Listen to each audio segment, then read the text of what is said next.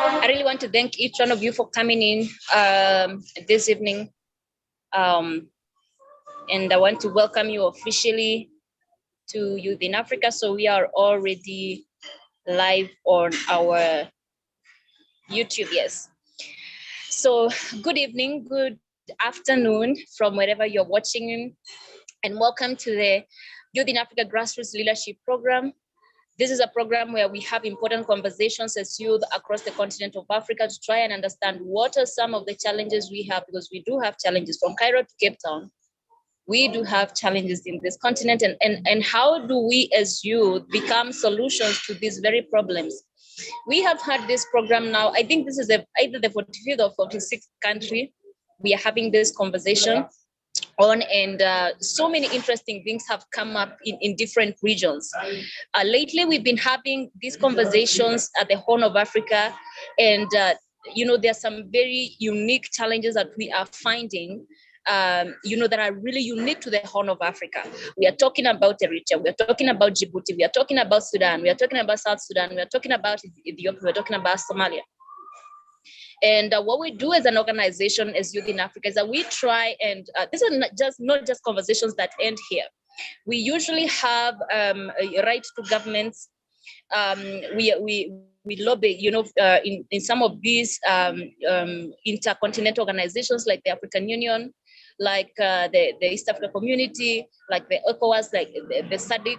So your insights are really, really important when we come here, because they are advising our documents of how some of the things that we highlight as an organization, and even our own programming, so that we know what are some of the key programs that we need to have for youth in a particular region or in a particular country. So it also informs our programming, and I really want to thank each one of us for attending. I want to appreciate the presence of Sabaki Dane. She's going to be one of our panelists all the way in France, but from Eritrea. We are really honored to have you here. Want to really thank you, Daniel. Daniel, where are you? Okay, I trade with Daniel. Daniel, thank you very much for joining us today. You are actually here in Kenya, where I am. It's such a pleasure to have you here, and the rest of us who have joined in from different countries. So we also like to give preeminence to God as we begin our meeting. So allow me to also begin with a word of prayer. So shall we pray? Father, we thank you, we bless you, we honor you. Thank you for this time you've given us, King of Glory. Thank you for giving us an opportunity as Youth in Africa to have conversations that can be able to yield solutions to the very problems that we have. May you give us wisdom and let your Holy Spirit guide us. In Jesus' name we pray and believe. Amen. Amen. All right. So it's always good to give preeminent to God. There's no way we will solve any issue, problem we have, even your own personal problem, without God. So we like to give him preeminence, and then every other thing can take its place. And also, since this is about Eritrea, we'll also be very happy if we can have maybe one of us can sing for us, even if it's one stanza of the Eritrean national anthem, because we want to also honor the country and also, at least get to have the national anthem. So I will request Ambassador Daniel to, I don't know if you can play it or you can sing, even if it's one stanza. I just at least we honor that.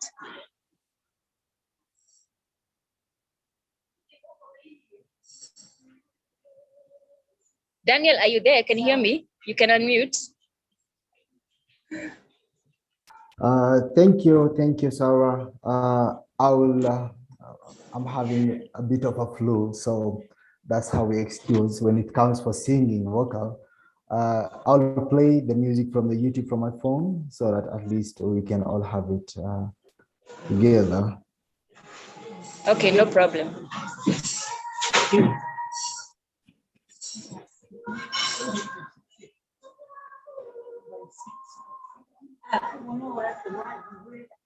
It's good to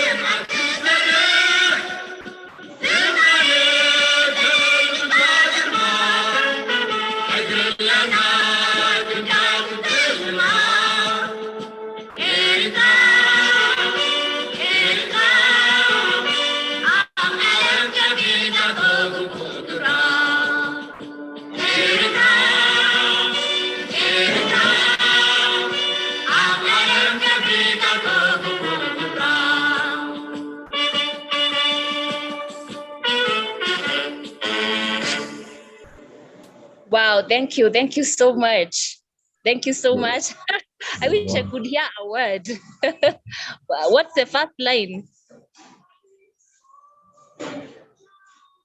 Actually, the first line is Eritrea, Eritrea. You know, like what happens is that like every national anthem has its own way to its people, its own history to its people. So, like the way you have said, I wish we have heard it, but you know, when we hear it, we feel it because there's a lot Yes, inside it. Yeah, it's about your I do. pride. It's about how you have come up to this level of being a country. Yeah, so That's that's it. wonderful. That's wonderful. So I think I'm gonna have to go. I love just listening to African national anthems. I love listening to that. So I think I'll go to YouTube and listen. More see if I can get the words in English also. But thank you very much for that. So so Youth in Africa, for those of us who don't know, is the African I'm sorry, this is organization. this Yes. is the top of the, re- the relics of that national anthem. At last, it finished by the idea of this that we have the responsibilities to build the country. You know, it's like we have the engagement. We have to engage. So that's the national. The last part of the national anthem is like that. Go ahead, please continue now. Wow. Wow, that's interesting. So thank you very much for that. So Youth in Africa is a Pan-African organization. We focus on equipping youth with relevant skills they need to be more competitive and more resourceful. And we do so through many programs that we have. And we also um, at least provide youth with a platform where they can be able to showcase their gifts, talents, opportunities, businesses, whatever it is that they have to the world. We do have presence in all the countries in Africa, and we have programs that we set in all of these countries. So that's why we have many programs. This is just one of them, the grassroots leadership program. This is just having like a town hall meeting with youth in Eritrea, a country, to just get to understand, can we talk, what are some of the issues and challenges we have? And I've spoken to many Eritreans in the past 3 or so weeks, and most of you were pointing so many things. But what struck me about Eritrea is that all the people I spoke to, they're all they're all outside Eritrea, you know. And I started saying, wait a minute, I think I don't know Eritrea, and I think I am well read about African countries and all that. I'm also well traveled. And I said, I think I don't know Eritrea. So I started researching and reading and seeing some of the things that you are highlighting.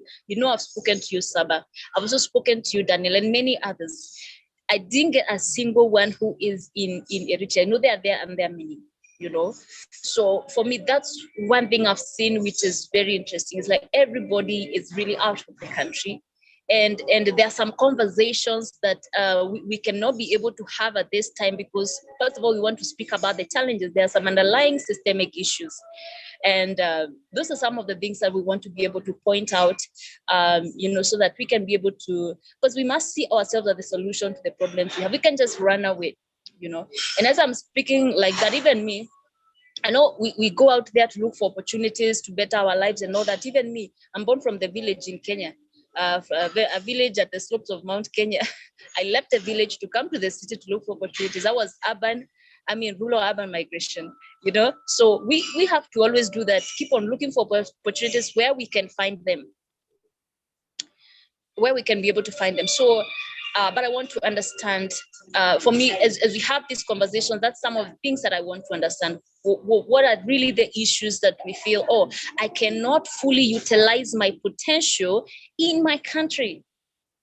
And where do you get to a point where you decide, no, for me, it's out. The only way for me to grow is to go out. I know even Kenyans, we usually do that. We go to other countries, but I've not had an African country where, like, everybody, is just everyone is out there. Maybe as we speak about some of the challenges and some of the opportunities, I want to understand as just a concerned fellow African youth. So, and we have a very eminent panel, and I'm really, really honored. So I want to call the first speaker. She's an amazing person. I was so excited to know that she has actually lived in Kenya. She was mentioning some places that I know very well in Nairobi, and I say, oh, you're just a Kenyan, a beautiful Kenyan, you know? So yeah, so I want to welcome Sabaki Dane. She's a poet, she's a journalist, she's a translator, you know, she does a lot in that space. And right now she is in France. So kindly let's have a lot of applause as we welcome the one and only Sabaki Dane. So you have the next 20 minutes to address the topic. Yeah, thank you. I think you took many. First, I like to really appreciate and thank you for this opportunity that you give me. And it's like I was not imagining that to get this kind of chance in this kind of big platform that you're handling. So it's like you make it also big about me. I'm just in my way to progress by doing something. As you say that I'm still a refugee living in France, and I have my own little auto-entrepreneur or little enterprise to give service of translation, French, Tigrinya. If I go a bit fast, like always, poet and journalist, of course. So if I take well your way that you guided me to say something about what has happened to Eritrean youth, they are all exiled, and unfortunately not excited, exiled. You know, just because they have said exiled. So just what I want to. I'm sorry, there's some voice coming. So, as what is the challenge for Eritreans when we left our country? I think that is a question. I thought like it has been answered practically by itself, because as everyone knows that unfortunately we have been ruled by a dictatorship, and the dictatorship still continues. So one of the characteristics of the dictatorship in Eritrea, or one of the color of that dictatorship in Eritrea, is blocking the opportunities for the youth. There is no way to work. In order to work, first you have to have your own vision and cultivate your own talent. And also, simultaneously, you need an environment to make you, to allow to execute your vision and your dream and your talents. But unfortunately, since I can just say, you know, it's like to make it brief, Eritrea got its independence 1991. Then up to 1994, we have just there was no national service. It was not, but after 1994, we have the compulsory military service. Then this military service, it just you have to accomplish for 2 years. Then after, when you accomplish, that was kind of a way to say, now you finish your military service, you can go back to civil life and build your life. But before that, in 1999, again, went to back, even in the last 1999 or 98, of course, we re-entered the war with Ethiopia. That also influenced a lot. So between that, we have the third phase is in 2001, the government became officially dictatorship, and it closed private newspapers. I'm just highlighting this because just to have a little view what has happened to Eritrea. Then, of course, in 2002, as we know, everyone, there was a crisis of 2002, international crisis. Then how we Eritrea use reply on this crisis? Since 2001, even though the government became dictatorship, but we had a period of hope. That was, we can consider it was a period of hope.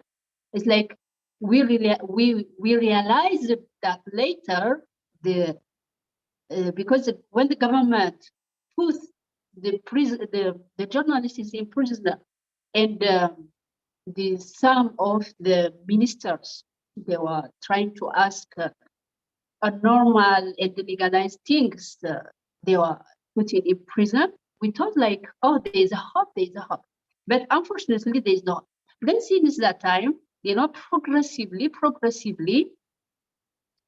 as the problem in Eritrea augment or add, what has happened is the opportunities of who is the big victim is they use automatically, they broke themselves between the age of 17 up to the age of 70,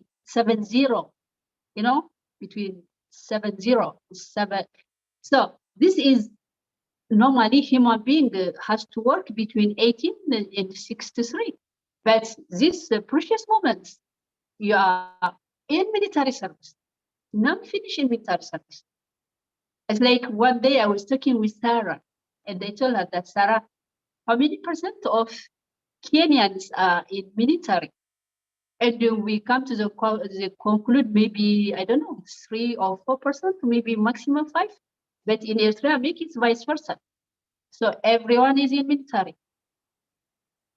So the youth are in military. In military means there is no way to go out and to have your own vision. So unfortunately, so that's why we are here. I wish if we were we had a speaker from inside the country. So what I just to use my time now is how to say, I'm happy that to be a voice of the voiceless of youth in Eritrea in terms of how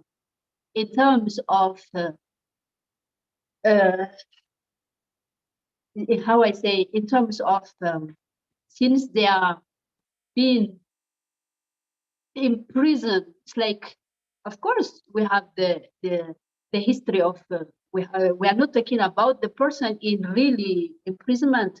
Even the one who are working, they look like a normal person like us, but there is no way to let them to work.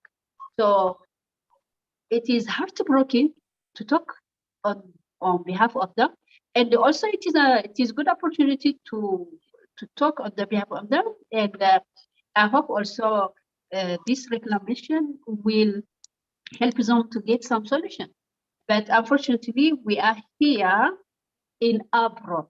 So when we talk about Eritreans, we have always, I say, guys, we have to think about 2 parts of Eritrea. Just of course, our nation has 30 years old now. It's like it is. We have a nation which is young, 30 years old, but unfortunately, half of it, consider it 15 years maybe. We have to. People have to understand our situation, that we are a people of exodus. We are in exile. What has happened is because of dictatorship. It's like you cannot do anything about it. Okay, then people are everywhere, scattered. And then now, let us focus. When we think about Eritrea, we have to think about the people who they are scattered everywhere. When we mentioning Kenya, from Sudan, Kenya, Uganda, Rwanda maybe, but we have what you call, I forget another, can you help me? There's one country that I forget now. It's like we are scattered everywhere, especially in Africa. Let alone the European and the American and the elsewhere, because we are engaging in the system. But for the one in Africa, I wish if, for example, if I take a Kenya, just if I take an example in Kenya, maybe in Kenya, when I was there before, now it's become 10 years, there was no opportunity to work as refugee. It's like quite complicated. So I hope these governments in Africa to allow the refugees or the asylum seekers of Eritrea to understand their condition and to give them first more opportunities for education. The big challenge for us, what we have is a language. We think that, oh, we know English, but our English is not sufficient enough to make us to follow many courses in Africa. That's something I remember the country. It is Angola, in Angola. So of course we how can I put it? It's like so if I come to the conclusion part of what it has to be done for Eritrean use exodus, the one they are scattered everywhere. It's like first to give them opportunity to develop themselves and to create some opportunity also to make them to come back to education, especially to overcome the challenge of language.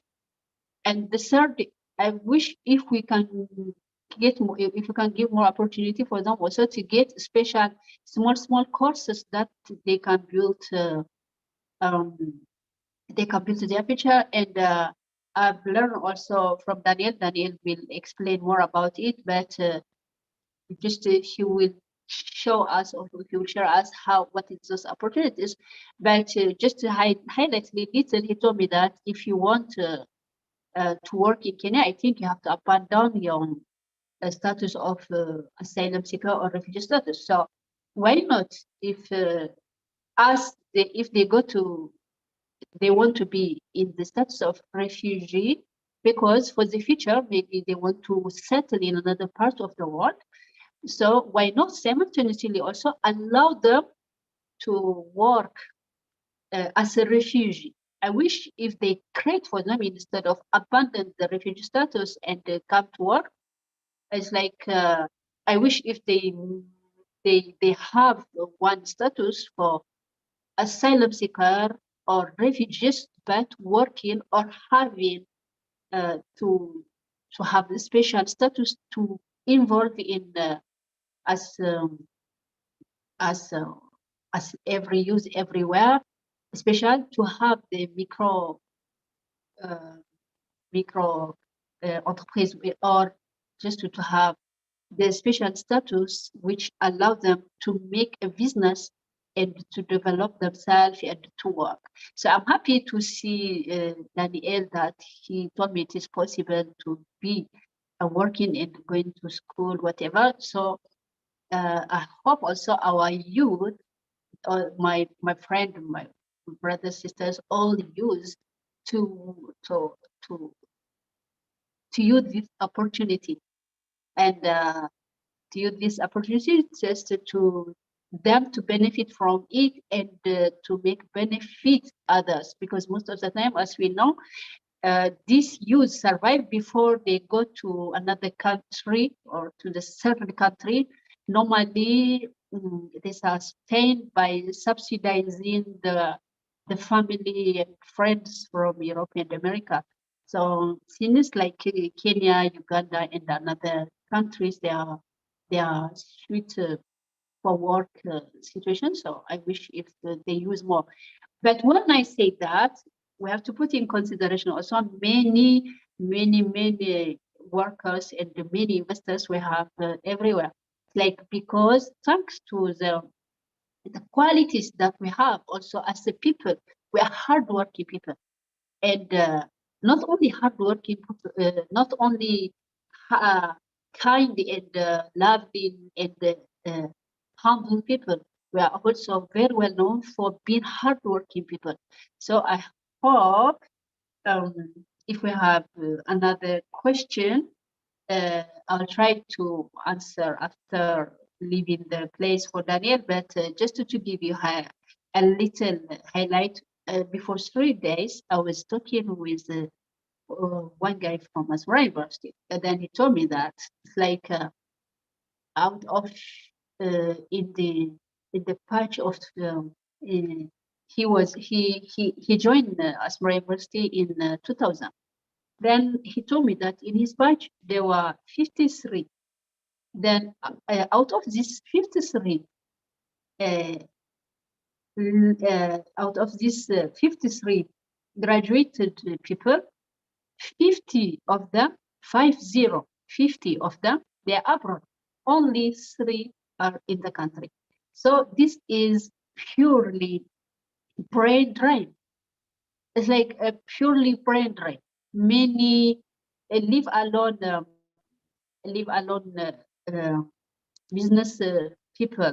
It's like all the learned people, they try to go out of Eritrea as any use. So when I give you this out of 53, 50 or some of them, they are not in the country, you can have a view or an imagination of how many youth are in exile.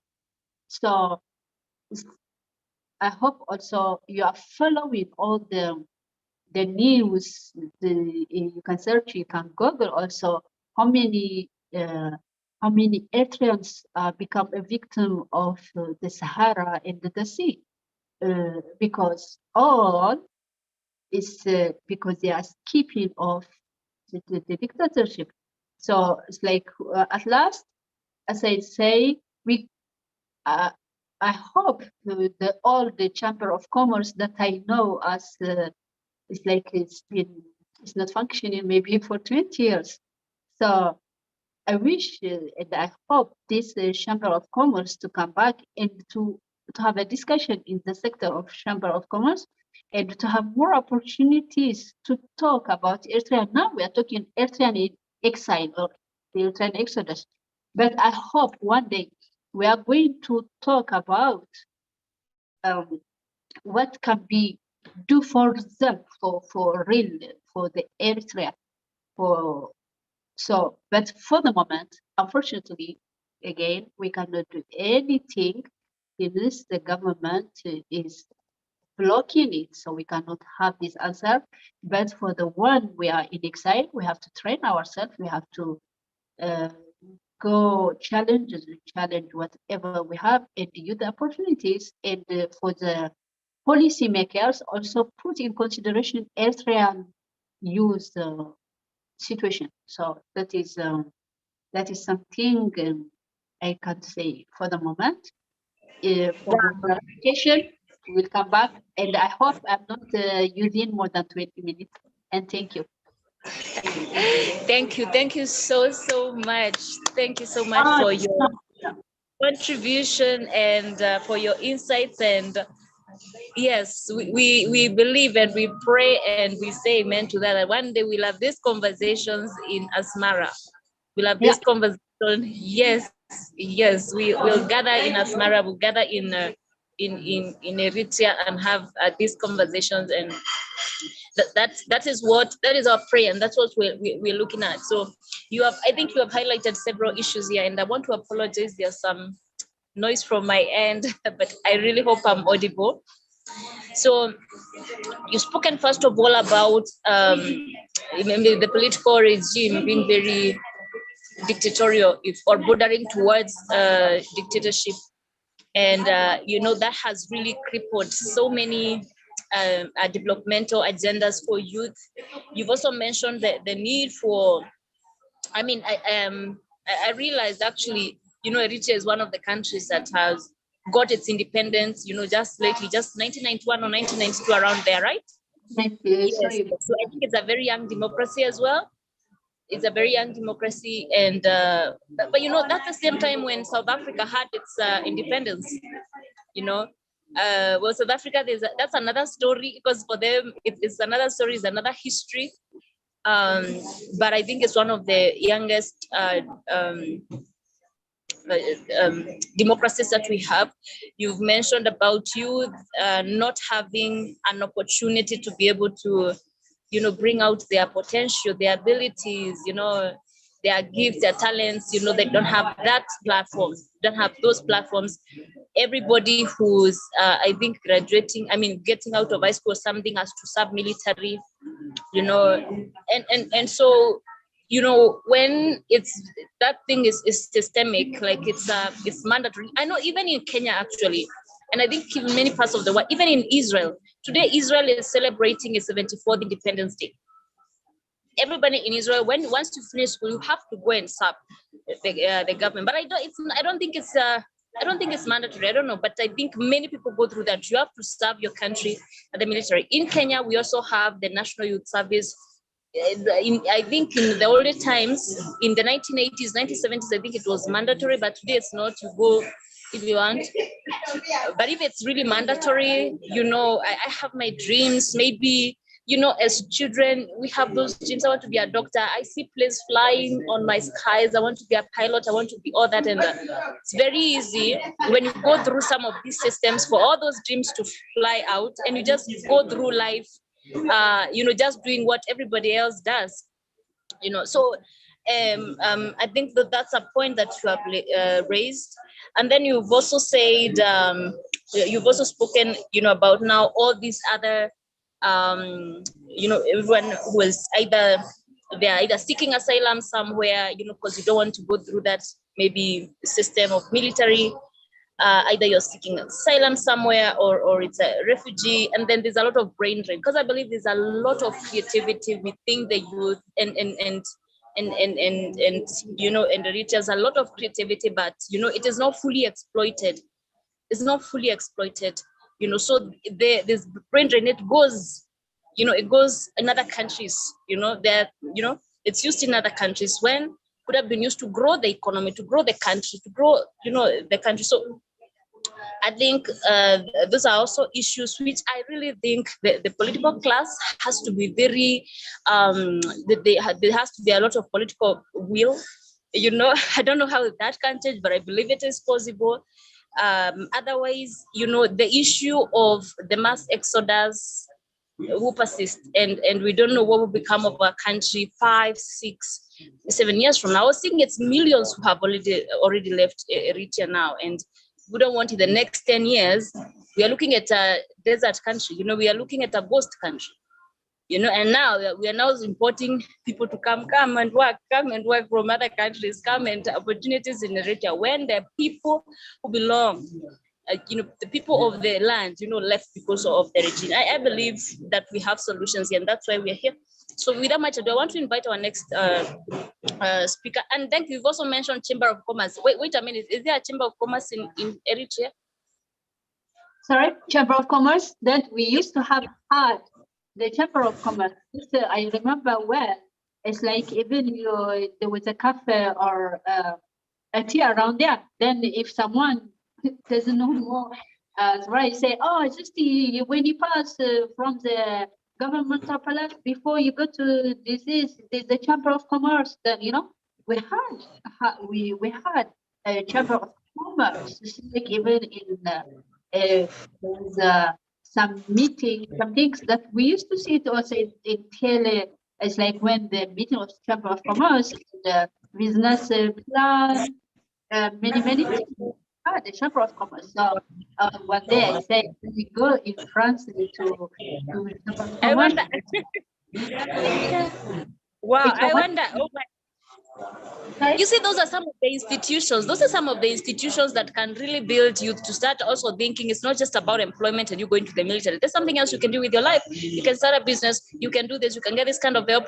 You can get your business ready to Djibouti, Somalia, Kenya. You can, having those kind of creative ideas. Those are some of the key institutions that if they are not there, if we don't have a good founding of those such business institutions in a country, you find it's there's no growth. There's really no growth. Yeah, and thank you very much for saying that. Before that, it's like if you imagine someone is it's like even to register your phone. For you it is easy. Just you bring your phone. Easy. It's like in Israel they use, even it is not easy to have the phone number, just to have the SIM card. Can't you imagine? It's like after all also in military, it's like all they pass through the moment. It's like in the status of only, even they cannot even feel themselves well. When we talk about the military, don't imagine that the military well having opportunity to have a bit higher status. No, it's like Eritrean military still first themselves, they are victims of malnutrition, have even a balanced food, not alone to think about other businesses. So unfortunately, everything what they are doing is serving their master. The master is a dictator. So unfortunately, cannot do anything about it. But I hope the future will not. Thank you very much for that. I think that was a key point there on Chamber of Commerce. Thank you. All right, so without much ado, I want to invite our second speaker, and our second speaker is called Daniel Teklemariam. Daniel, I think he's here in Kenya, and I think I wanted to get the name of your company, Daniel. It's Milestone Financial Chariot. Milestone Financial Chariot. Yes. Okay. Thank you, everyone. So my name is Daniel Teklemariam, and I'm an Eritrean living in Kenya. I've been here for the past 10 years. I have studied in Kenya and working in Kenya, and I'm the CEO of a company called Milestone Financial Chariot.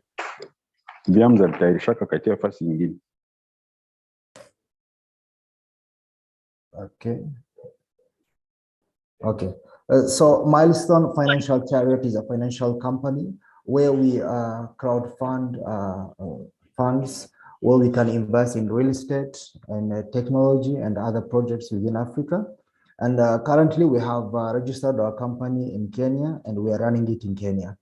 And the initial idea of setting up the company is because of what we are speaking about today is what has given birth to the idea of the company, which means that many youths from Eritrea may not have the opportunity to work or to invest in different countries due to different challenges. But we have come up with this company where people can, where Eritreans from different parts of the world can fund to a certain project, and they can be beneficiaries of different projects. So currently we are running the project of real estate in Kenya. We have partnered with African Development Bank, which is through Home Afrique. And we are trying to run a project where we can have financing from different financial institutions, from the members of the community, which is the Eritrean community, and start our affordable houses in Kenya, which is. So to take you back, first, I would like to give a brief introduction about our beloved country, Eritrea.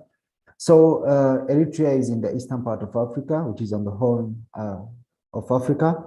It has a population of around 5 to 6 million people, which is currently, as we have spoken earlier, though some might not be in the country, but we have approximately up to 3 to 4 million population within the country.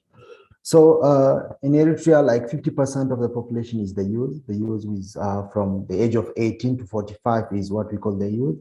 And we might have another 50% of the youth in and out of Eritrea. So that is what the data I have found from different sites, and that's part of it. So as Saba has said, Eritrea has got its independence in 1991. It is a new country comparing to other countries within Africa, which they might have been celebrating their 50, 60 years of independence. Eritrea is currently celebrating, which is this May 24, is 31st years of independence. So relatively, it is a 30-year-old baby in Africa, comparing to the other African countries. So in Eritrea, we have been having our own good and bad times, but we have what do you call, gone through all of this. So one thing I want to explain to you, and I want you to know, is that in 1991, when Eritrea got its independence from Ethiopia, the total GDP of Eritrea and the current GDP of Eritrea, it is unbelievably has skyrocketed, which means it was 0.34 billion in 1991, and currently we are looking at 6.72 billion, which is the GDP of Eritrea. So in this one, at least there is a view where you can get that Eritrea has gradually grown throughout the 30 years of its independence. We have had our bad times, the way Saba has explained. Since 1961 up to date, we have always been in war. In Eritrea, there might be challenges of war due to outside forces, inside forces, other political challenges. That's what we have been used to. So coming back to Eritrea, Eritrea, the country, like any other country in Africa, we have different type of businesses, and the youth have been participating in different types of businesses within time. So agriculture, trade, manufacturing, professional services, the entertainment, fishing, all these have been the products of Eritrea. And not forgetting that Eritrea lies along the coast of the Red Sea, and Eritrea is covered by the coastal region of coastal line of 1,200 kilometers, which is the largest part of the Red Sea in Africa. So we have two major international airports and two major international ports, which are currently serving the country and internationally. So when we come to the youth of in Eritrea, first of all, what we have to see is like the business in Eritrea. In the business in Eritrea, there are many people who we call them, or many parties we call them, the stakeholders, starting from the government, the entrepreneurs, which are mostly the youth, the financial institutions, and other enterprises. All these are part of the stakeholders of the business. And currently, though there is, how do you put it, like a challenge in the growth of the youth are executing business in Eritrea. But what I feel like, from my opinion, is our nation or our house has not yet come in order like any other countries in Africa. We have been having our own challenges. We have been having our own political attentions from international forces. And this has led us, and this has brought us down to where we're supposed to be. We have not reached in the past 30 years. Our fellow African countries have gone ahead because they have been having their houses in order. But as we have been having issues within the country, and these ones can be part of the issues where the country has not found a relief, or the people have not found a relief. So what I would say is, before we start talking of business, we need to put our country in order. So, and currently, I think Eritrea, that's where it is heading. And I believe that in a short period of time, there's going to be change.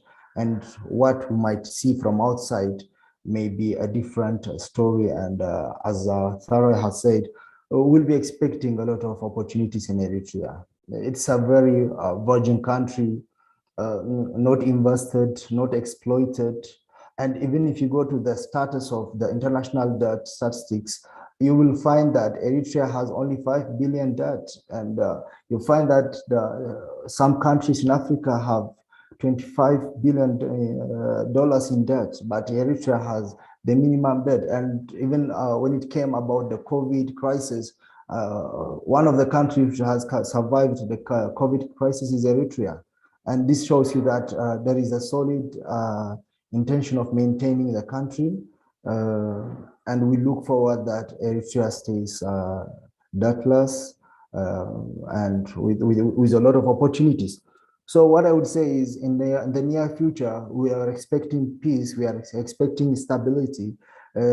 Considering the geographic location of Eritrea, we are hoping Dubai will be Eritrea. So that's where we are heading. And as a country, that's where the vision is, because even Eritrea is considered the Singapore of Africa.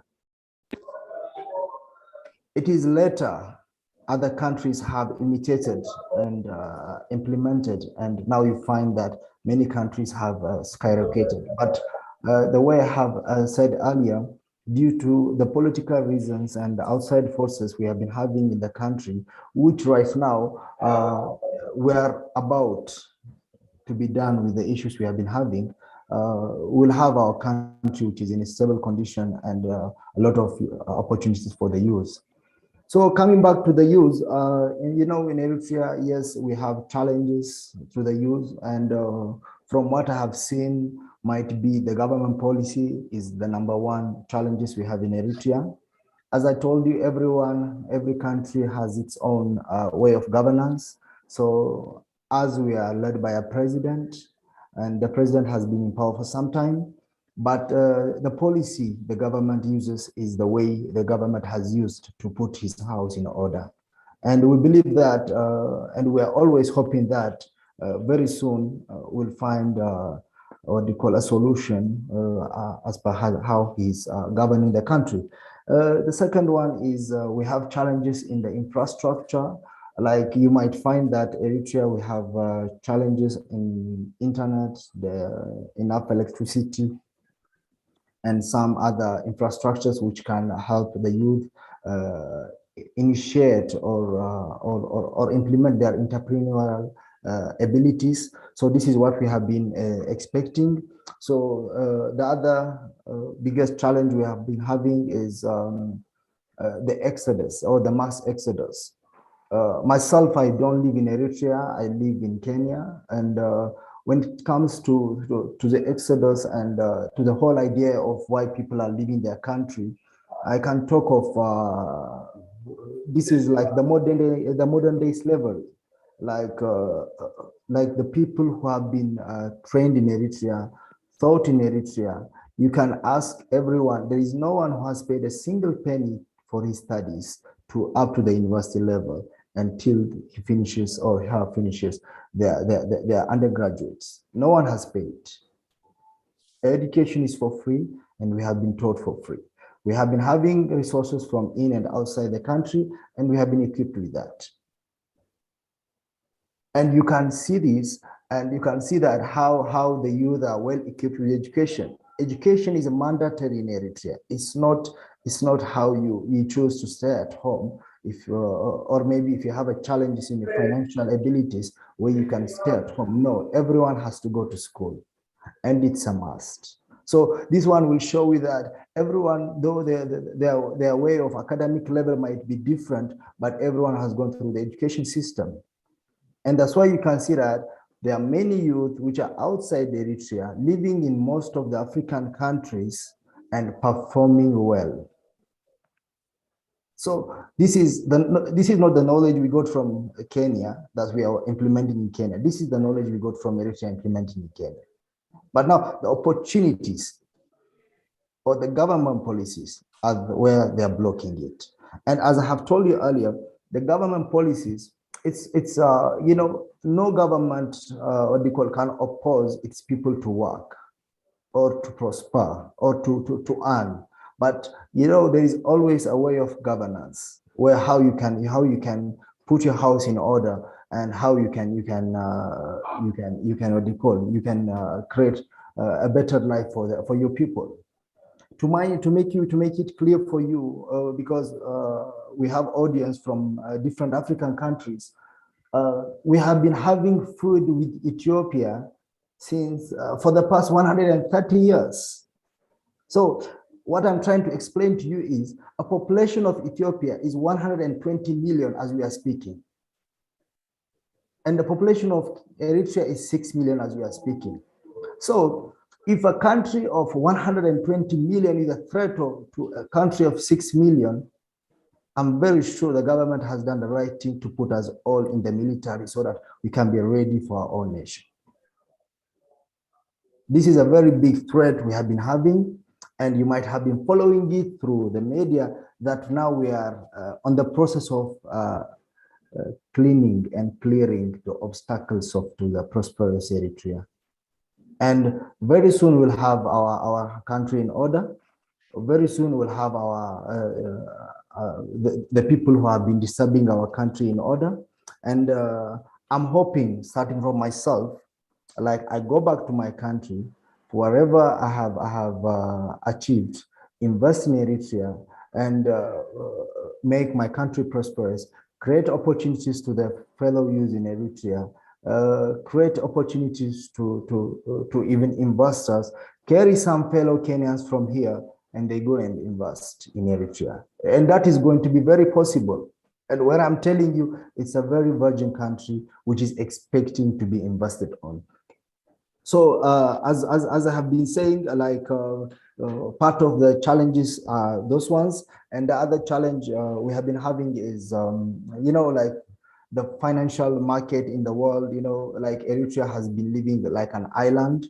We have been having sanctions from all international bodies and all superpowers in the world. We have been sanctioned by the UN, by the US, by the UK, by the Europeans. We have been sanctioned by all of them. So it is not even, we are not even able to import and export anything outside Eritrea unless we are doing it with the Chinese or with the Russians. So you can see how it has affected us to implement our trade, desires with the world. And this has put us a lot of restrictions in the, the foreign currencies. Most of our leaders are sanctioned, so they can't leave the country for any business deals. So this one can show you that there's a lot of, there is a lot of challenges in the country. So the political issue which is there has to be cleared for an Eritrea to have the opportunity, for the youth to have an opportunity to work as they wish to. So that is part of the journey we are heading and we are expecting, because the way Sarah has been, Saba has said, yes, we have Chamber of Commerce. We have Chamber of Commerce. We have different financial institutions in Eritrea. We have banks in Eritrea. But, for them to be functional and for them to be stakeholders in the business environment for the youth, they have to be operated. But now they can't be operated because there's a lot of regulations which can tap them in the process that is. So very soon there is a lot of expectations. Even right now, since the peace agreement between Eritrea and Ethiopia in 2018, we have been having hopes that there's going to be a down in Eritrea, and we hope that it's going to bring change to the youth in Eritrea, where they can go back to their country from wherever they have exiled themselves, invest in their country, bring opportunity to the country, and create employment in the country. Yes, and most companies in Eritrea at the moment, they are not operational because of a lot of challenges from the government, and they are also having taps from the government. It is very hard to find the financial, the foreign reserves or the foreign currency reserves from the country. So importation becomes very difficult. So it is all done by the government at the moment as subsidized program. And that is how the country is being run. It is not being run by businessmen, it is run by the government till the dark times pass. And that's what we are hoping all of us to pass on, so that we can go back and do our business, invest our knowledge, invest our money, then be the entrepreneur you want to be. You got me? Like, honestly speaking, coming out of your country, working in any country, like give me example, come to from Eritrea, come to Kenya. For you to work in Kenya, you have to be documented well. To have that document, I can tell you, we spend around $5,000 every 2 years. That is a lot of money just to have the document. And this one, you could invest it some way. It could put a lot of what do you call help in your household, but you have to do it because that's what you have at hand at the moment. So we look forward, things settle up in our country, and we show or we implement our ideas in the country. So what I would say is that, yes, we have challenges. The challenges I have been explaining to you are there. The opportunities are bigger. We have a country which is as big as the UK, but with less populated. There is a lot of free space. There is a lot of opportunities. It is on the coastal line of the Red Sea. So yes, we have a lot of opportunities. Yeah, and other things which I have noticed in Eritrea, Eritrea has been helping the youth very well, especially the women in Eritrea. When they plan to do a certain small or medium enterprises, they do give them a subsidized loan, an interest-free loan. They do give them grants, and that's how the domestic people have been, or the people in the country have been helped. But people who have not managed to be themselves or to be the elephant in Eritrea have decided to come out of Eritrea and be the elephant somewhere else. And that's what we have at the moment. I think, yes, that's a short. Yeah. Wow. Oh my God. There is just too much. Thank you so much, Daniel. And thank you for that contribution. Then you have pointed out so many issues. You know, and I want to open it up. I want to open it up. If we have, I see Ambassador Osvaldo is here. You are all the way in Angola. Yes. You know, but I want to open it up. Yes, I want to open it up. Maybe if you have a question or contribution, please feel free. Just before that, if you allow me, can I say something? Yes. Yeah, thank you. Yeah, cool. Okay, the way you clarify basic and opportunities and challenges there. And you raised some issues like peace agreement in the one we consider it like a peace that comes since 2018. And it's like another the sanction. Miami, it's like we are also raised the issue of sanction. Then also we say thinking about place that the government kind of you put an opinion saying that of course when you compare Ethiopia is 120 million and Eritrea is 6 million people, then the government the decision of the government to put the compulsory of military service, it is a good decision. You put it as yes, it is a good decision. But when we see if a country has its own independence and if it is own independent, for what reason every people has to be in terms of all military issue, because has to also there's some voice. The voice problem, please. So I wonder how you think that it's like a good decision of government because of our neighbor country are more populated than us. Then we have to be in military always. That in that case, that means all the people. If you think about England, is also less populated than France and the neighboring countries. We can raise also many small countries in Africa. surrounded by a big current countries around them. Then, but it is not a good reason people automatically to be everyone in military. Just only to highlight, it makes me that are we talking about Eritrean youth challenge? When we talk about youth, it's not about the opportunity to live in Kenya, paying 5,000 euro or dollar to have to pass the documentation system, as you said. And when you're also mentioning about the sanction from all the part of international organizations, why they put a sanction to Eritrea. That also relates about the characteristics of the dictatorship that we have. Of course, we can talk about in this section. We can talk about the opportunities. We can put it in Eritrea. Oh, it is not yet invested. It is a virgin country. It has a lot of potential. Of course, that party is for sure. But if we see only in terms of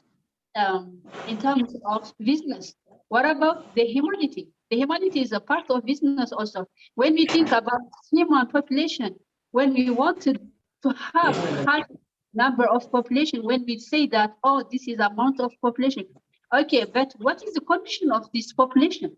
Also, we have to know what is the opportunities, what is their lifestyle. It's like if, as we are aware, if these people are not subsidized from the people who live in abroad, and to pay for live alone 2% for the government is another issue.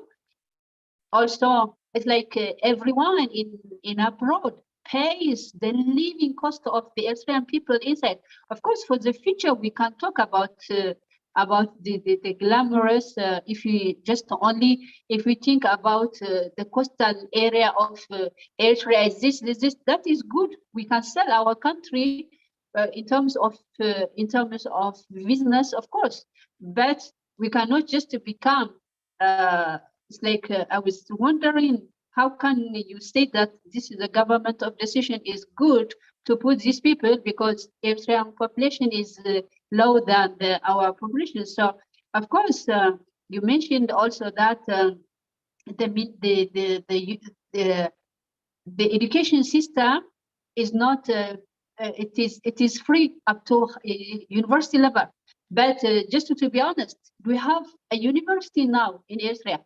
We have the colleges. We have the because since 2006 or 5, I'm not sure the date exactly, but the one big university that we had, Asmara University, is locked. Then, of course, we have a small institutions. It continues just to educate people, that's for sure. But we have to know also, it's like we have to, what I want to say is, we have to be really,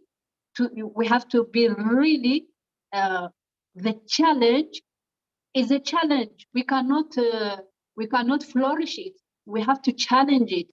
We have this challenge. It comes from the government. We cannot say that because it is our government. We cannot say that, he is right. No, if it is right, people could stay there.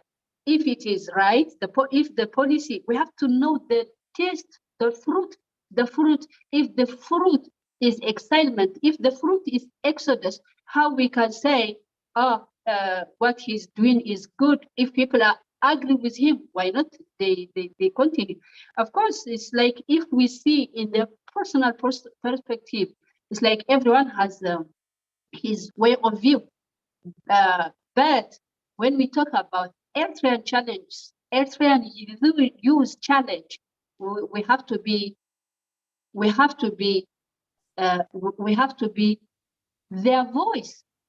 We have to be the solution caller or solution seeker for them. We cannot just talk, the beauty of the country. We have to see the challenge of the people. So my point is, let the African countries, let the African Union put Eritrean youth situation in consideration and try to implement in their policy to give them a special status by the consideration of their hard life, their challenging life. It's like if that means if you don't have, for example, for me to put to have a little enterprise in France, there's some enterprise you have to put with some money. There's also some enterprise we just, you don't need a money. What you need is a talent. What you need is a gift. It's like we see now many opportunities in the world. So what I want to say is, let us not hide the challenge, because our idea should be aiming for the solution of the exodus Eritrea. I don't want to finish this session as if everything is all right, everything is all right. Everything is not all right. It's like a few people, as I don't know how Daniel got this opportunity, but there must be something, somehow a money after. But in our world now, you don't need to be a business person only because you have a money. It's like a money and the talent and the opportunities make things to be together in work. So I hope, as I told you, this session is not supposed to be only flourish our problem. Our problem has to be challenged, to be exposed and challenged in order to have more how we say, more solution. The Eritrean condition are different. It's like the government doesn't want opportunity. Okay. Wow, very pertinent issues there actually. And I wanted to see if we have contributions from the participants. And Ambassador Ushindi, are you able to speak? Please let me know if you're in a position. Ambassador Ushindi, can you hear me? You're muted if you are speaking. Yeah. Oh, okay, all right. So Ambassador Ushindi is our Vice President at Youth in Africa. I think he'll be assisting in the session on Q&A. So Ambassador Ushindi, I want to invite you to the floor. Let me know if you are in a good position. Yes. Good evening to everyone. Thank you. I have been in a kind of traffic and all office business issues. I just arrived and now I'm here. I've been watching and hearing everyone, and the session has been wonderful and amazing. So thank you for attending and for all your contribution. Thanks to all speakers.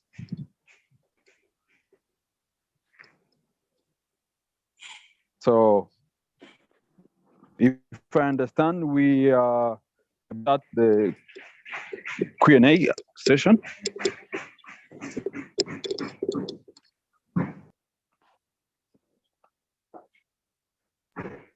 Hello? Hello. Can you hear me? Yeah. We can hear you. So this is the question session. So maybe we can receive the question from the audience, and I think Ambassador had an input or a question. I don't know what is. Ambassador Osvaldo, you can. Yeah, can you hear me, President? Can you hear me? Yes, we can hear you. All right. That's my just a question. As Miss President has said, I'm with Odu Campos. I'm the head of state of Youth in Africa, Angola. And as Mr. Danny, great Mr. Danny has finished this from Eritrea. Trade Mr. Denny? Yes, please. Yes. As you were saying, and then as you were saying, I was listening perfectly, and you spoke perfectly as well. And I've got the question. You mentioned that there is a dictatorship. I don't know if I understand perfectly. In Eritrea, no. And I would like to know how do the young people, now as a youth from Africa, head of states, how do youth live in Eritrea? In which condition do they live? How are the young people way of living there over there? This is the first one questions, and I have the second one. The second one is you finished saying that in your speech you said that the school in Eritrea is mandatory, no? And I would like to know how are treated those people that don't really attend the school. Just to those two questions, I'm done. Thank you. Okay. Thank you, Spaldo. To start with the first question, what is the life of youth in Eritrea? Yes. So literally, the way how they live is, first of all, there's always that image of youth in Eritrea are always on suffering. You got me. That is the image we have from outside. And youth in Eritrea are in detentions. That's the image we have from outside. So a typical life of a youth in Eritrea looks like that. Assume we go to school in where we live or in the cities we live. That's where we study. Then once we are done with 11th grade, to do our 12th grade, we are supposed to go to a certain camp, a bit like 200 to 300 kilometers away from the capital. It's in a setup of a military camp, but it is at the same time where you will be doing your 12th grade education, doing your military exercise and trainings, and your national examination, which is the secondary leaving examinations. That's where you're supposed to do it. So in a year, around 20,000 students go to that camp, and they do both the military, the academic, and the national examination. So once you do this kind of process, people who have, or students who have got their marks right, or who have higher credits, they will be allocated to different colleges within the country. So we have the health science college, we have the information technology, the business, the humanities, the economics in different parts of Eritrea. So that's where you will be allocated. And people who have not got what do you call marks in their national examinations will be taken for vocational trainings or different trainings where it is a short term, like 6 months trainings, where you will be taught how to get a certain skill which can help you now execute your common life. So we have skilled people from the college, we have skilled people from the vocational college, and all these people now, the main challenge we are having right now is once they graduate, that's where you have to ask me, where do they work? And we don't have a lot of enterprises which can accommodate all these what do you call educated people. Where do the vocational graduates go? That's the challenge we are having there, because we don't have many companies operating. Most of the companies are operated by the government. And this is because, as I have told you, the government is doing some subsidized way of business in the country so that it can stabilize the economic status of the country. So now people who have been graduated, they are not getting the employment. So once you finish your education, let's say in engineering or a civil engineer who is supposed to go to the sites and implement what he has been taught, he might be required to go and teach secondary school or the primary schools as a math teacher or a physics teacher. And that's how they survive. So the way the government has put it is that everyone who has earned a degree has a certain salary, which they have put it in a way that is enough for the monthly expense of the person. And people who have under diploma have their own salary scales, and certificate also have their salary scales. So what I'm trying to explain to you, everyone has gone through a military training. Like myself, I have gone through a military training, but I'm not a soldier at the moment. You got me? I work among the civilians, and I work like a civilian. You got me? But so that is how the life of everyone is. So now when there is an employment, now there is dissatisfaction because the salary you might be getting might not be enough for you. Now you have to leave and go maybe other countries in Africa, Europe, or to the Western countries so that you can have your, what do you call it? Your dream life. You got me. So that's the challenge we have at the moment. I don't know if you have answered the question. Yes, you have indeed, but you made me curious again with according to your statement, and you told me that you are military. Then and I have heard you. I have heard you. Excuse me, I have heard you that the military service there is mandatory, no? Yeah. Yes. But yeah, exactly. As soon as you finish that, are you free to quit? No. Or what and how you quit? So this is how it is. The beginning of the national service, when it started back in 1994, everyone was supposed to serve the country for free for 18 months. So once you do 18 months service, you're supposed to be free. You got me? So 18 months. 18 months, yes, 1 year and 6 months. Okay. All right. So I'm sorry, So- just to interrupt you. Can I add something on this topic, Mrs. and Mr.? okay. Yeah, I'm sorry to cut you, but I'm just surprised because it's like I say, is this a real image of Eritrea viewed the challenge, or someone viewed the challenge? Because it seems like the graduated people, they don't have a space to work because we don't have more companies. It looks like I'm sorry. It's like it looks like these all sentences. Can you listen? Can you hear me? He thinks my feelings for him are part of my disease. I'm sorry. I'm talking, or someone is talking. Or Is he right? hello? No, is that you, Sava? Yes, we I- have Going a my disease. head. Yeah. Like I was disturbed. That's part of the disease. Someone mic is on, I think. Okay, we have an Eritrean also Okay. from Nairobi. It's like She I'm would sorry. like we to have have- Niet. It's a crucial Yeah. point. It's a crucial point for me. It's like this highlighted and like that. It's like hello? Someone so just to make it clear, what you say,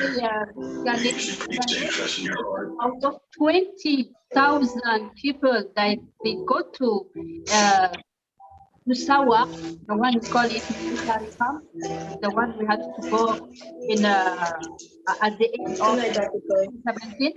Okay, then out of these 20,000 people, how many are they going to university? It's like you said that to high school. Then you mentioned that we have high quality For that woman. Having sacrifice for Chris. health, and it's like you put it like as if we have the media and the media stuff. No, we don't have. It's like the people out of 20,000. Believe me, even they are not even 1,000 goes to. You can. Unfortunately, there is no statistics. So since there is no a media who can challenge, who can give us all that what I'm saying is like since there is no media, but it doesn't mean that the reality is not also saying. So we can, it's like, unfortunately, it's just to hear that as if, again, when we say, oh, the graduated people, they don't have a job because we don't have much company. No, the people goes to the Sawa to have, it's like I see in Kenya, for example, you have a school in civil school, then you find that the high school exams, they have to be civil, but in Eritrea, automatically it is military. Okay, then after that, after this 20,000, average 20,000 people goes to Sawa, out of this, maybe 500 or 1,000 goes, we call it a point or a passing to consider to university. Then the rest goes to military camps. There is no way, there is no one leave Eritrea military service in 18 months or 2 years. No, I'm a witness. For me, all my friends, they are not in prison. They are in prison of this military section, military service since 2014, 2004, 2005, 2006. I'm talking to you immediately right now, finish all their ages there. They don't have a chance to live unless there are some certain conditions. If you are a woman and you're pregnant, then you have a baby, you leave the military to raise a child. Unless you are disabled, unless now these years also developed that a youth to live, they have to pay the corruption at last. So we cannot just make it to 16 months military service. Even in France, if people wish, they go. In Israel, it is obligatory, I know, but in Eritrea, that is a crucial point. People cannot leave military service because they know it, because they want. No, either they have to have a link with the chief and to give opportunity because they know whatever. But it is not the reality that no one uses. And another thing, what he says about salary. Who has a salary? What if we consider it a salary? A salary, if you compare the living cost of Eritrea, and the 1% in military, he cannot even buy a food of maximum 6 days food by 1 month's salary, and he has to search an opportunity. No, it's like you put it as if, oh, it's not enough for you, your salary is enough for you. Or these people, if someone has, it's like if you really come 1,000, 2,000 nafa, our current, it's like maybe they pay 2,000, 3,000. If you change this to dollar, of course, by Eritrean exchange rate, they could tell you 200 euro, $200. But in the reality, the living cost of Eritrea is equivalent with a salary of these people? No way. They cannot even have a good meal of 1 week. So it's like who can say, oh, you are not satisfied with this salary, you can leave the country. What kind of thing can you put ourselves in that consideration? It's like this is a real challenge. First, they have no right to leave a military service because they want, or they finish 2 months and there is no salary. You cannot call it a salary what our military has. So this has to be clear.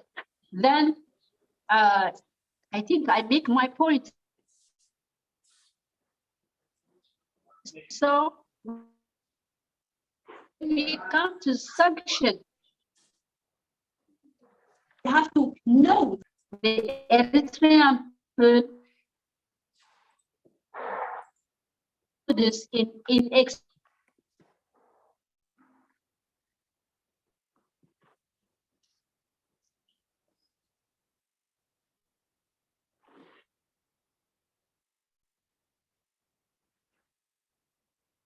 I'm not in any political issue, or I'm not representing any political opinion. That is a reality. That is a challenge that we have.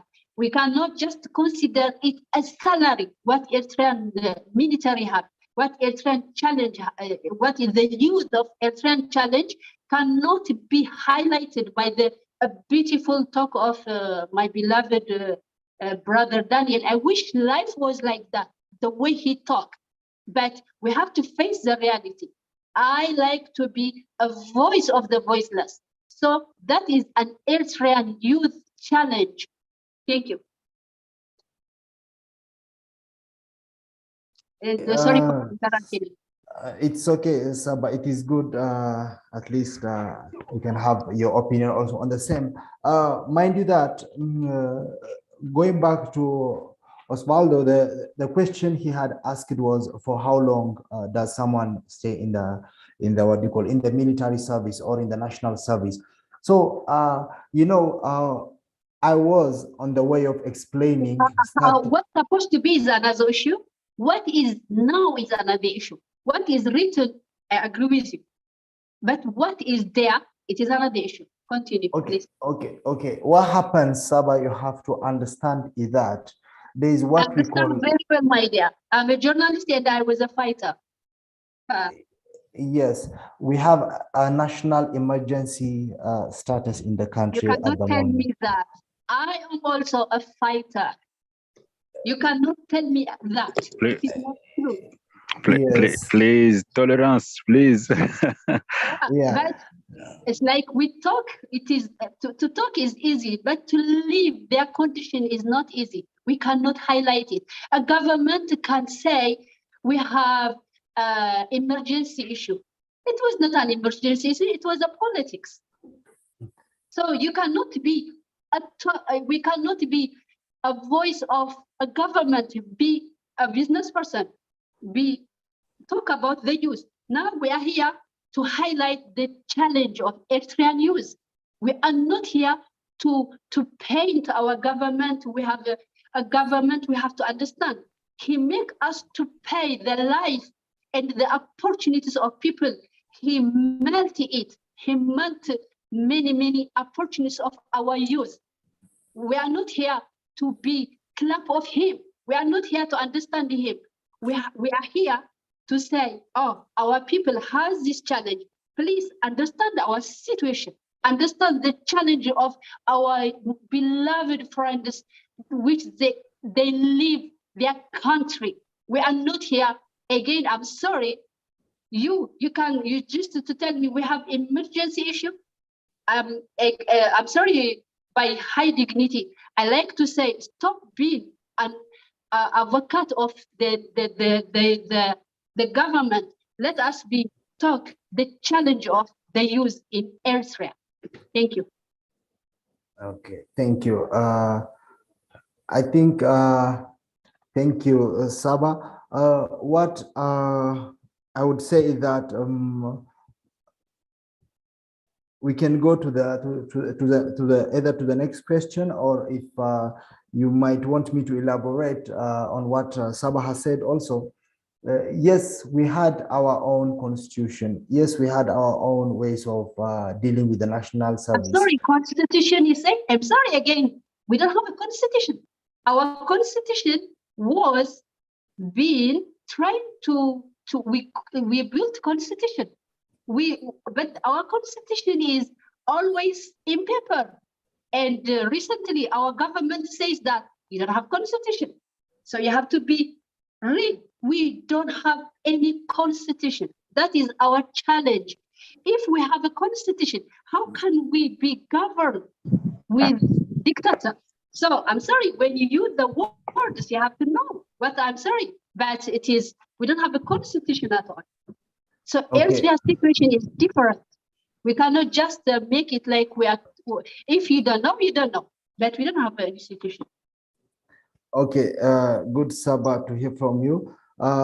So what I'm trying to explain right now, like one thing we need to know is that you have your ways of life and your ways of views towards the youth in Eritrea. I have my taste of or my opinion towards the youth in Eritrea. We are both not in Eritrea, you got me. So we can have our differences, which is respected that, and we can have both our differences in understanding as well. So what I was trying to explain earlier was, yes, you are right. We, at the moment, everyone is still in the national service commitment. So no one has the right to leave unless he has a situation where he is unfit to be in the national service. But what we have to know is that in the beginning, where it was set as a national service from 1994 up to 1998, we have people who have gone to the national service, trained well, served 1 year and 6 months, and they have been sent home. But now 1998, we have got a surprise to be in a war, what they call marriage with Ethiopia. And that's now where the national emergency has come. Me, myself, I was born and raised in Ethiopia. But due to the conflict, I was forced to leave Ethiopia and come and relocate to Eritrea. So I'm part of the people who have tasted the bitterness of the national emergency. That's why right now, as I have been telling you, we have a country with 120 million people still, as we are speaking, a threat to Eritrea. And the way the government has been holding it is the right way to hold it. And up to now, we have survived. Mind you that if there was a lose in the process, we could not be as a country, but engulfed and administered by Ethiopia the way it used to be before. But right now, yes, always there is political differences in everyone. You got me? And you can have your ideology, I can have my ideology. I might accept what is being done. You might not accept what is being done. But we all have to think about the interest of our people and our country. Political differences, of course. I'm living in France. They are right and left, but at last they work for the point is they propose some things for the betterment of their country. But now it is not about me and you. It is about the life of the people. So it's not because I have my own view and you have your own view. As you know, we don't have even a mini party group. It's like only one military government. So we cannot say we have a difference in politics. We don't have even politics. I'm sorry because if I continue listening these things, it is going to be stupid to be here. Because how can I'm sorry, but we don't have even a political party, me and you, to say I'm right, you are left, and what you call political opinion difference. It's not about political opinion difference. It's like about the consciousness. Who is a slavery? Who is a slave? It's like we are in the modern. Of course, someone tell me that to control my feeling, but it is painful also people to highlight it. What has happened to Eritrean youth is like to make it easily. It's like honestly, I like challenge has to be challenged. I cannot just tolerate these things since they are not true. So again, if we because this population of Ethiopia, we will not be never in our history, Ethiopian population was higher than us. Eritrean population is little. Israel population is compared with all the people around the countries around are higher. But when we talk about issues, when we talk about it's like the normal issues, it's just supposed to be 1 + 1. It's like things should not be considered because Eritrea has only 6 million people. Everyone has to be in military. For me, no way. We have to change these things. I'm not talking about changing the government. What is not my issue, but we have to know the challenge. Yes. Okay. I'm also a part of the painful way or a schema of losing many youth in the front. And now also, you think that Ethiopia is going to invite us? No, now we are in hand with Ethiopia, with the government of Abiy Ahmed and the government of Isaias, to make many problems, leave alone to the youth of Eritrea. Now we are started to create the challenge of youth of Tigray. Maybe it is not an issue for us, but we create more youth, more challenge for them. We display and we commit many unfortunate things there. So we have to know what is an Eritrean youth challenge cannot be highlighted, like how Daniel is doing. He's born in Ethiopia. He maybe has 2 years military service. Lucky you. But for being Eritrean youth, it's not an issue. Please, Ambassador.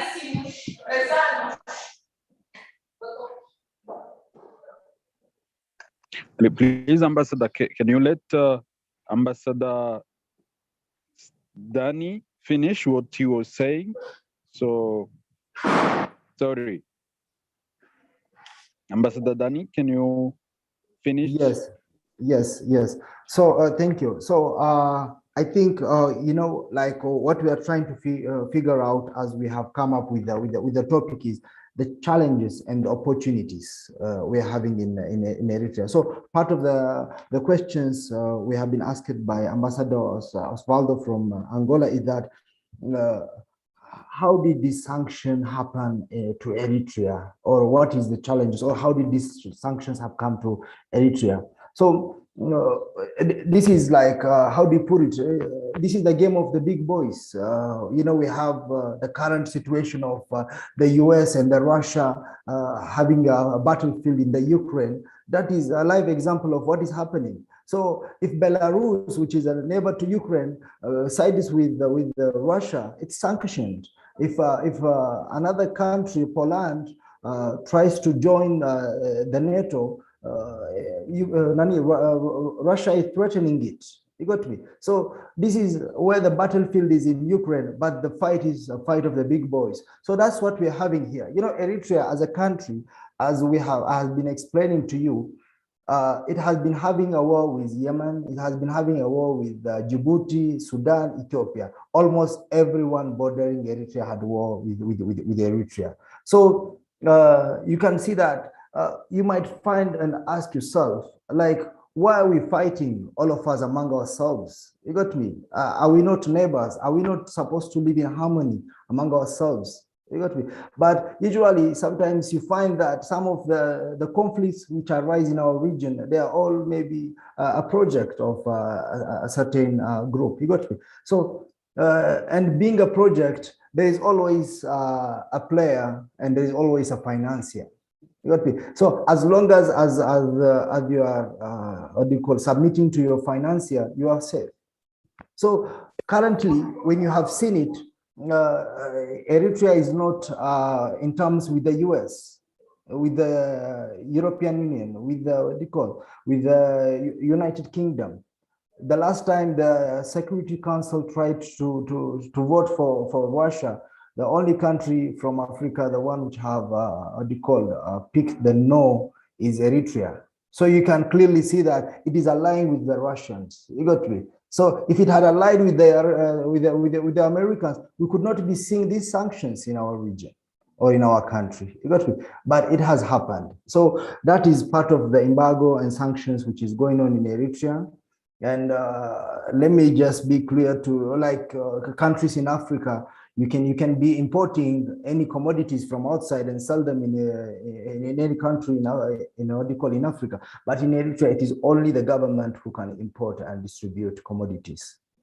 And that is because of the sanctions or the trade sanctions. And recently, because of other political tensions also, even the Eritrean government has been banned from importing any other commodities to Eritrea. So you can assume a country with all these sanctions I'm here. What we are trying to focus is the youth, not the government, but let's say the youth. We don't have food. We don't have any foreign currency reserves. We don't have communications.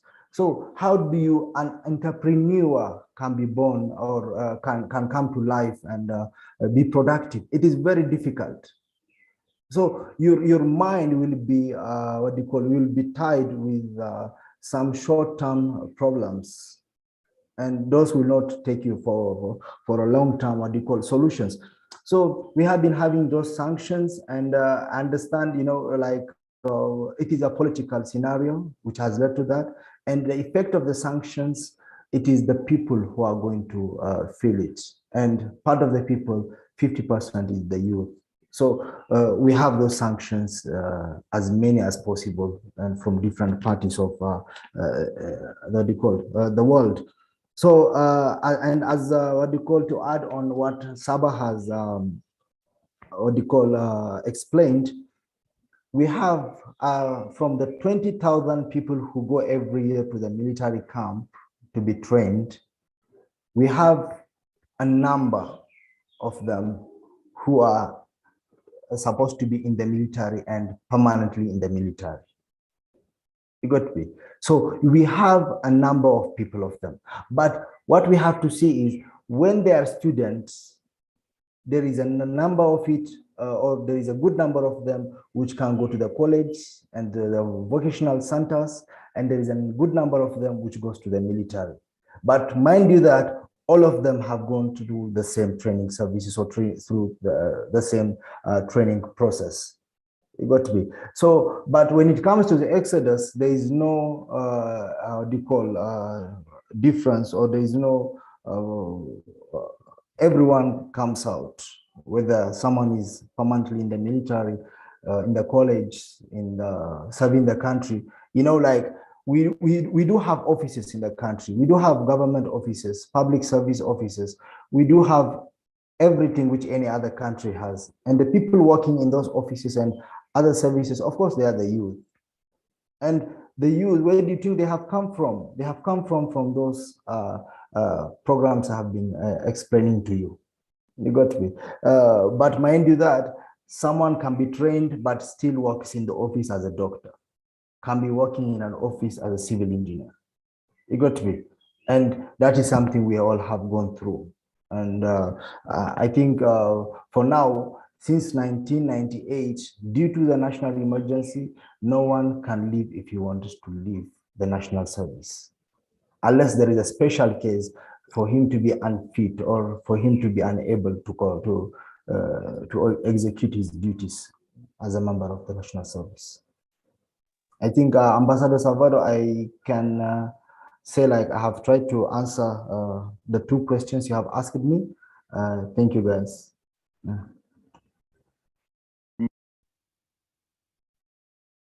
Thank you, Ambassador Dani. Thank you to Miss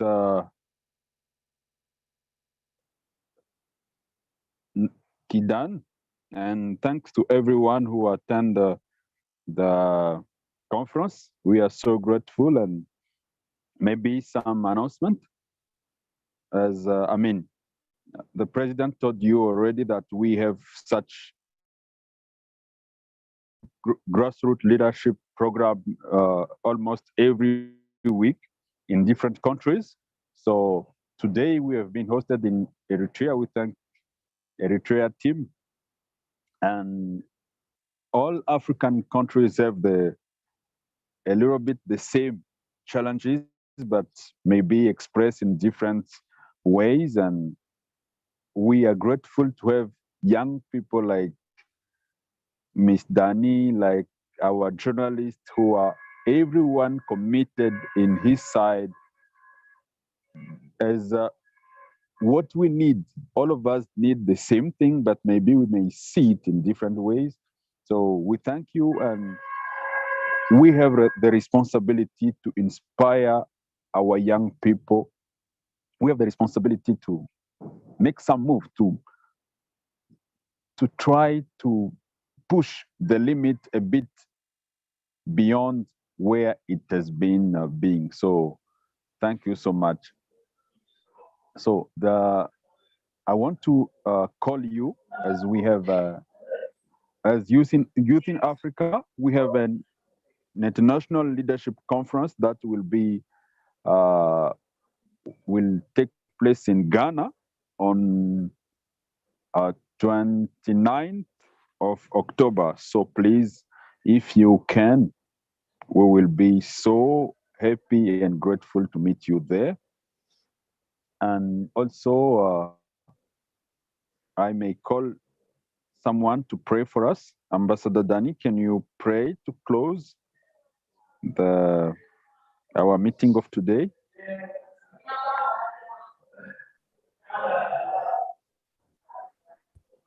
Okay, thank you. Oh God, you have brought us this far. We thank you for that. We thank you for bringing everyone from different places to come and talk about their own, to talk about Eritrea.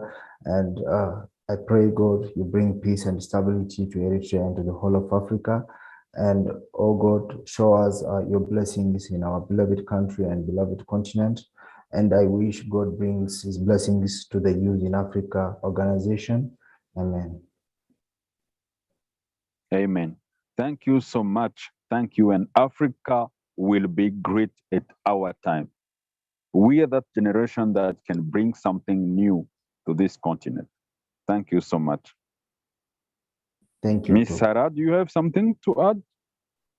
Otherwise, let's meet next week in another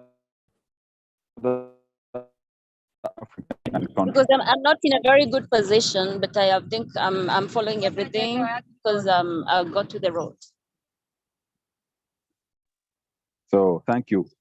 Let's meet in another country next week, and you will be informed in the same way you got information to attend this meeting.